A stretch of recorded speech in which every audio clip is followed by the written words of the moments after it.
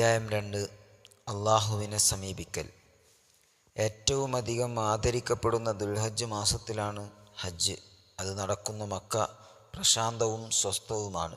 ഭയത്തിനും വെറുപ്പിനും സമരത്തിനും പകരം മരുഭൂമിയിൽ രക്ഷയും സമാധാനവുമുണ്ട്. മനുഷ്യർ ദൈവത്തെ അഭിമുഖീകരിച്ച് പ്രാർത്ഥിക്കാൻ പറ്റിയ ഒരു അന്തരീക്ഷം അവിടെ നിലനിൽക്കുന്നു. ഇബ്രാഹിമിന് നൽകിയ കൽപ്പന നിങ്ങൾക്കറിയില്ലേ?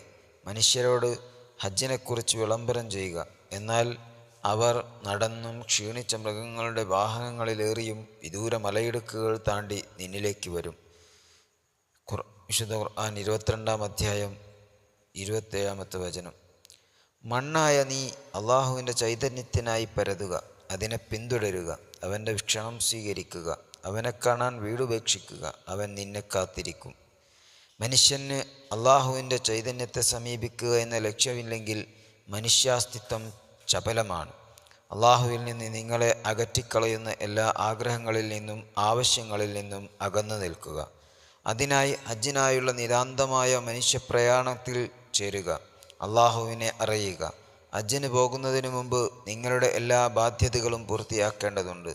മിത്രങ്ങളോടും ശത്രുക്കളോടുമുള്ള സ്നേഹകോപങ്ങൾ അപ്രത്യക്ഷമാവണം. ഒരു വസിയ്യത്ത് എഴുതി വെക്കണം. ഈ നടപടികളെല്ലാം നിങ്ങളെ ഒരിക്കൽ കീഴ്പ്പെടുത്തിയേക്കാവുന്ന മരണത്തിലേക്കുള്ള ഒരുക്കമാണ്. ഈ കർമ്മങ്ങൾ നിങ്ങളുടെ വ്യക്തിപരവും സാമ്പത്തികവുമായ ശുദ്ധി ഉറപ്പുവരുത്തുന്നു.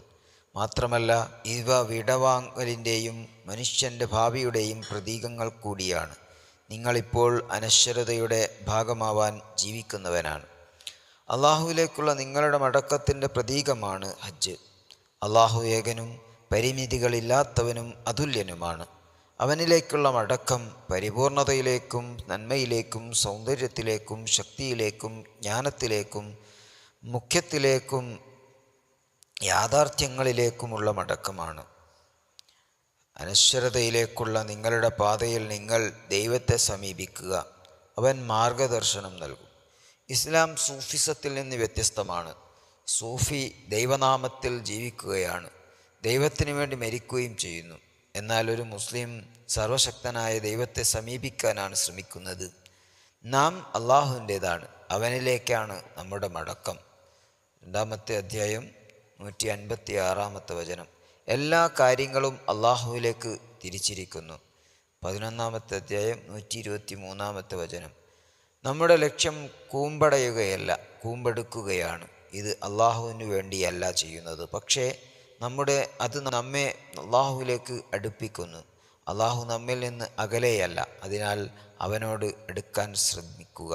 കണ്ഠധമനിയേക്കാൾ അവനോടടുത്താണ് നാം നിലകൊള്ളുന്നത്. വിശുദ്ധ ഖുർആൻ 50-ാം അധ്യായം 11-ാമത്തെ വചനം. അള്ളാഹുവിന് പുറമേയുള്ളതെല്ലാം വളരെ അകലെയാണ്. ഹേ മനുഷ്യ, മാലാഖമാർ നിന്നെ നമിച്ചു, എന്നിട്ടോ? കാലം ചെന്നപ്പോൾ ചുറ്റുപാടിൻ്റെ സ്വാധീനം കൊണ്ട് നീ ഏറെ മാറിയിരിക്കുന്നു. ദൈവത്തെയല്ലാതെ മറ്റൊന്നിനെയും ആരാധിക്കുകയില്ല എന്ന വാഗ്ദത്തം നീ ലംഘിച്ചു. പകരം നീ ഒരു വിഗ്രഹാരാധകനായി മാറി. നിന്റെ വിഗ്രഹങ്ങളിൽ പലതും മനുഷ്യനിർമ്മിതങ്ങളാണ്. അന്യവ്യക്തികളോടുള്ള വിധേയത്വം, ആത്മാരാധന, ക്രൂരത, അന്ധത, ദിശാരാഹിത്യം, ഭയം, അത്യാഗ്രഹം എന്നിവ നിന്റെ പ്രകൃതിയുടെ ഭാഗമായിരിക്കുന്നു.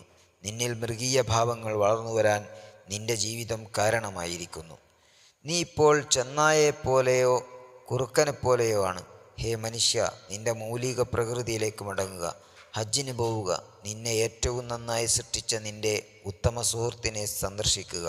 അവൻ നിന്നെ കാത്തിരിക്കുന്നു. അധികാരത്തിൻ്റെ രാജധാനികളും ധനശേഖരങ്ങളും പിഴപ്പിക്കുന്ന ആരാധനാ കേന്ദ്രങ്ങളും ഉപേക്ഷിക്കുക. ചെന്നായ ഇടയനായിട്ടുള്ള ആട്ടിൻപറ്റത്തിൽ നിന്ന് വേറിട്ടു നിൽക്കുക. മീആദിൽ വെച്ച് അള്ളാഹുവിൻ്റെ ഭവനം, ജനങ്ങളുടെ ഭവനം കാണാൻ പോകുന്ന